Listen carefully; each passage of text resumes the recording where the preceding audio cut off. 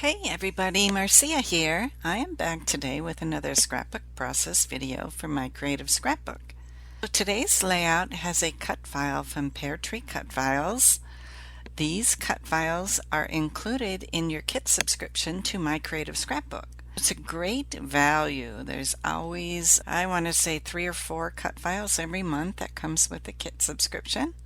I love Pear Tree Cut Files as well. Now, these are a UK brand from the United Kingdom, but you can order from her website as well if you want additional cut files. She does an awesome job. I love how she combines the block text with the scripty font and includes icons like this pumpkin here. So, pumpkin spice and all things nice. And I love pumpkin spice coffee too. It's fall. Who doesn't love pumpkin spice coffee? I had to do a layout using this cut file. So of course that included doing a selfie of myself having a favorite cup of coffee. So what I'm doing here with the cut file right now is just backing the block letters with some pattern paper. I have a YouTube tutorial that explains how I do this. I deconstruct the cut file, saving off just the inside pieces and then using the offset to make them a little bit larger so that I can adhere them to the back of the cut file. So check out that YouTube tutorial if you are interested in that. The pattern paper that came with the October main kit, which I'm using, is the Peaceful Heart collection from Jen Hadfield. Now I love these colors for fall. There are some soft pinks and some purples, so it's not your normal fall all orange and green colors, but of course it has some of that as well. But I love that it softens it up with the pinks and the purples. On the bottom of my layout, to ground my layout, I added some strips of torn paper with leaf pattern paper and some green stripe pattern paper. And then I mounted my cut file on top of this office-y pink and white background paper. I used foam tape when I did that to pop it up and give it some dimension.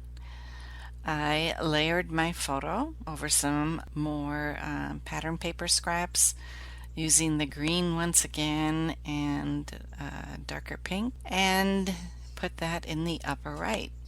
There's not much more to do with this as far as embellishments. It's already, that huge title on there takes up a lot of space.